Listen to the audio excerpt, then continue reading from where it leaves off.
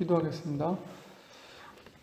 하나님 아버지, 오늘도 이렇게 아침에 저희들 불러주셨습니다. 특별히 오늘은 또 7월 새로운 한 달이 시작되는 날입니다.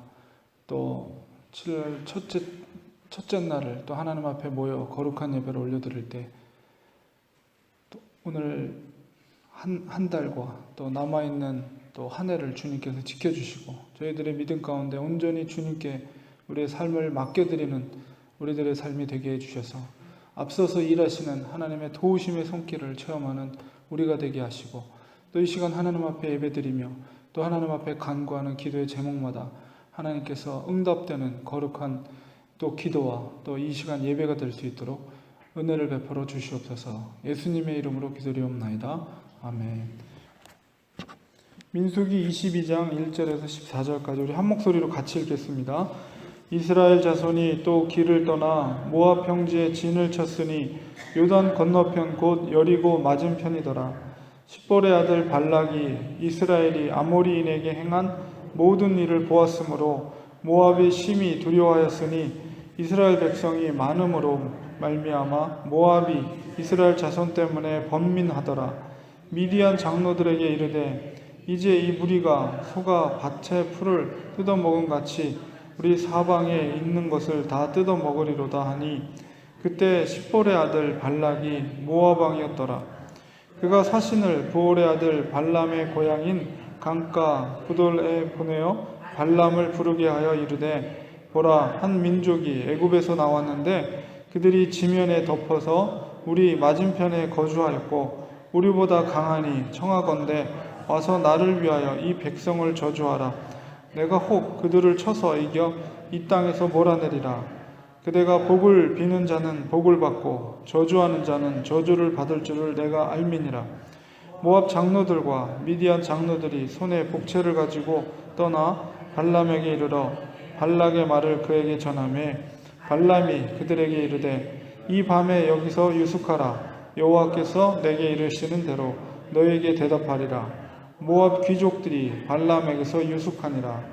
하나님이 발람에게 임하여 말씀하시되 너와 함께 있는 이 사람들이 누구냐? 발람이 하나님께 아뢰되 모압 왕 십볼의 아들 발락이 내게 보낸 자들이니이다. 이르기를 보라, 애굽에서 나온 민족이 지면에 덮였으니 이제 와서 나를 위하여 그들을 저주하라. 내가 혹 그들을 쳐서 몰아낼 수 있으리라 하나이다. 하나님이 발람에게 이르시되 너는 그들과 함께 가지 말고 그 백성을 저주하지도 말라. 그들은 복을 받은 자들이니라. 발람이 아침에 일어나서 발락의 귀족들에게 이르되 너희는 너희의 땅으로 돌아가라. 여호와께서 내가 너희와 함께 가기를 허락하지 아니하시느니라. 모압 귀족들이 일어나 발락에게로 가서 전하되 발람이 우리와 함께 오기를 거절하더이다. 이스라엘 백성이 출애굽하고 드디어 2세대들이 헤스본 왕과 바산 왕을 초토화시킨 그런 전쟁이 앞서서 있었습니다. 그 속에서 이스라엘 백성들이 깨달은 것은 바로 전쟁은 하나님께 속한 것이다. 그리고 하나님께서 앞서 일하시고 하나님께서 함께 하실 때 그 전쟁에서 승리할 수 있다는 그러한 그 깨달음을 갖게 되죠. 근데 그 깨달음을 깨달았던 것은 놀랍게도 오늘 말씀 속에 등장하는 모압 왕이었던 십볼의 아들 발락이라는 사람이었습니다. 이 발락이라는 이름은 파괴자라는 의미를 갖고 있는데 이 발락이 이스라엘 2세대들이 와서 그 강적 중에 강적이었던 헤스본 왕과 바산 왕을 초토화시킨 그 소문을 들었어요. 근데 그가 그 전쟁의 승리의 원인이 어디에 있었는가에 대해서 분명히 올바로 파악하고 있었다는 것이죠. 그것은 뭐냐면 바로 그들과 함께 하였던 하나님, 여호와 하나님이 이스라엘 백성들과 함께 하고 있었기 때문에 그 전쟁에서 승리할 수 있었다는 영적인 원리를 놀랍게도 이 모압 왕 발락이 간파하고 있었다는 거예요. 그렇기 때문에 이 발락이 바로 이제 건너편에 주둔하고 있는 이스라엘 2세대들 앞에서 걱정과 두려움과 떨림 속에 그것을 우리가 이기기 위해서는 이것을 물리적으로 방어하고 물리적인 방법으로 그것을 전쟁에 임하는 것, 준비를 하는 것이 아니라 뭔가 영적인 방법 혹은 어떤 주술적인 방법으로 이것을 막고 전쟁에서 승리하겠다는 어떤 그런 생각을 갖게 된 것입니다. 그래서 아마도 그 지역에서 유명했던 하나님의 선지자로서의 발람이라는 사람을 이미 알고 있었던 것 같아요. 그래서 모압의 귀족들을 많은 돈을 준비해서 그 발람에게로 보내게 됩니다. 그래서 그 발람을 통해서 이스라엘 백성들을 저주하게 해서 전쟁에 임했을 때 그런 영적인 원리 속에서 우리가 승리할 수 있겠다는 계산을 갖고 바로 아주 귀족들을 뽑아가지고 그들에게 많은 돈을 주고 그를 저주할 수 있는 선지자로서 모압으로 데려오도록 이렇게 유도를 하게 되죠. 그래서 이제 찾아가게 됩니다. 그래서 그 발람 앞에 섰던 모압 귀족들이 발람을 데려가려고 할 때 하룻밤 유숙하게 하고, 그럴 때 이제 하나님께서 발람에게 나타나셔서 말씀하는 내용들이 10절 이하에 9절부터 이제 12절까지 이렇게 하나님께서 발람에게 하는 말씀이 기록되어 있습니다. 그래서 하나님께서 발람에게 하는 것은 바로 그들을 함께 가지 말고, 12절에 그들과 함께 가지 말고 그 백성을 저주하지도 말라. 그들은 복을 받은 자들이니라. 하나님께서 분명하게 발람에게 말씀하고 계십니다.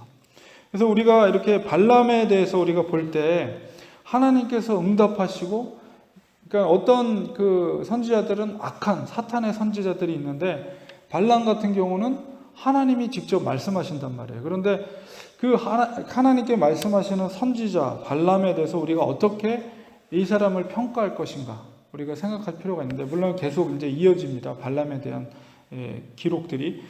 그런데 이제 우리가 성경을 평가할 때 항상 이 본문 속에 있는 발람에 대한 것도 평가가 되지만은, 그러나 이 발람에 대해서 신약 성경에 평가하는 내용들이 있어요.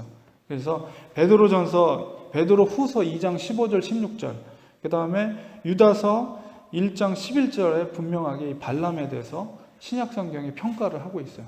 그래서 우리가 어떻게 보면 발람이 이게 하나님의 선지자인가 이렇게 우리가 생각되어질 수 있는데, 이 부분만 봐서는, 그러나 그가 이제 점점점 타락의 과정을 겪고 있는 거짓 선지자라는 것이 나중에 판명이 되고, 그 다음에 그 신약 성경 속에서 사도 베드로와 또 유다서를 통해서 분명히 그가 거짓 선지자의 길을 걸었었던 것을 명확하게 평가하고 있습니다. 그래서 처음에는 하나님의 종으로, 하나님의 선지자로 시작됐지만 그가 점점 타락의 과정을 거쳐가고 있는 것을 우리가 인지하게 되는데, 오늘 말씀 속에서도 보면 분명히 하나님께서 너는 그들과 함께 가지 말고 그 백성을 저주하지도 말라. 그들은 복을 받은 자들이니라.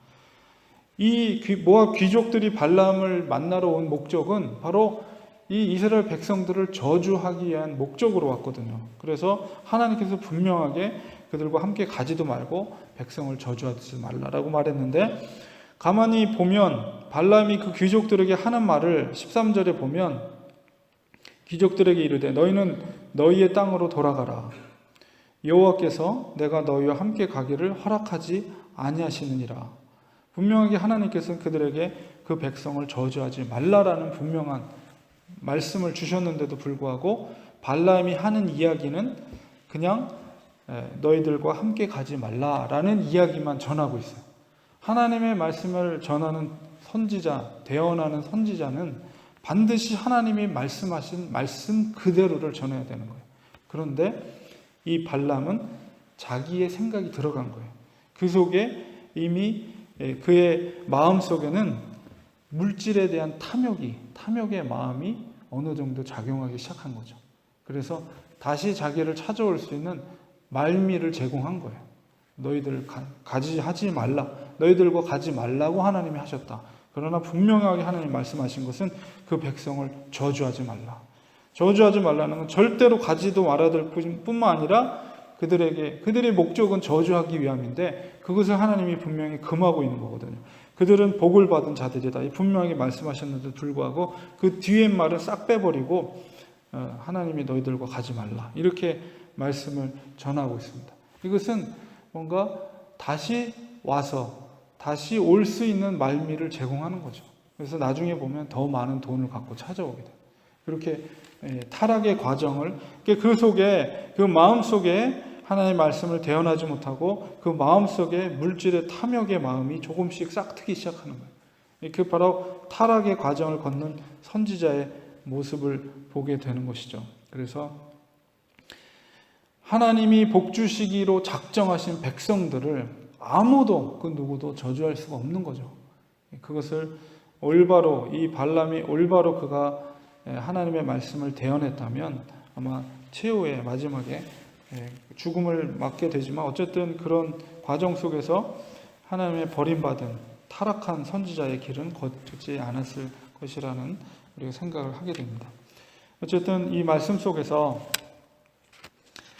올바른 선지자의 태도가 무엇인가, 그리고 무엇보다도 이 모압 왕이 놀랍게도 그 전쟁의 승리의 원리를 알고 있었다는 것, 그것은 바로 하나님께서 그 이스라엘 백성들과 함께 하신다는 것. 그렇다면 그가 온전히 바로 깨달았다면 전쟁을 치는 것이 아니라 오히려 화친의 방법을 써서 그가 고개를 숙이고, 정말 하나님이 두려웠다면 고개를 숙이고 화친의 길을, 그리고 그들의 길을 열어주는 그런 과정을 거쳤더라면 그들이 멸망당하는 과정, 그런 일은 당하지 않았을 텐데, 온전한 하나님의 어떤 능력과 하나님을 진짜로 두려워했다면 그런 생각을 갖지 않았으리라는 생각을 갖게 됩니다. 그래서 우리 말씀 속에서 우리가 전쟁은 하나님께 속한 것이다 라는 것을 분명히 바로 우리가 알아야 될 것이며, 그 다음에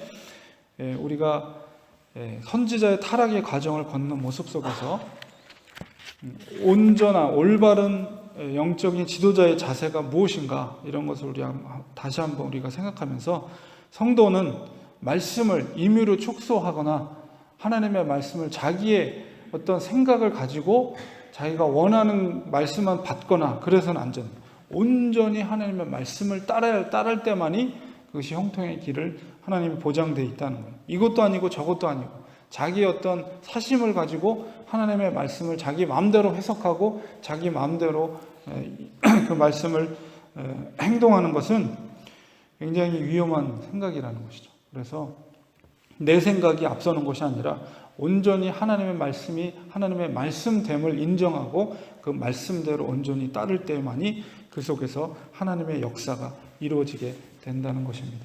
그래서 이 말씀의 원리를 우리가 생각하면서 하나님의 말씀을 깊이 있게 생각하고, 그 생각을 말씀을 또한 우리가 사사로이 해석하는 것이 아니라 정말 신약과 구약의 공통된 하나님의 뜻이 무엇인가를 잘 분별하면서 그 말씀을 깨닫고 그 말씀대로 순종하심으로 하나님의 그 약속의 말씀 가운데 부어주시는 하나님의 축복을 받으시는 우리 성도님들 되시기를 주님의 이름으로 축원드립니다. 기도하겠습니다.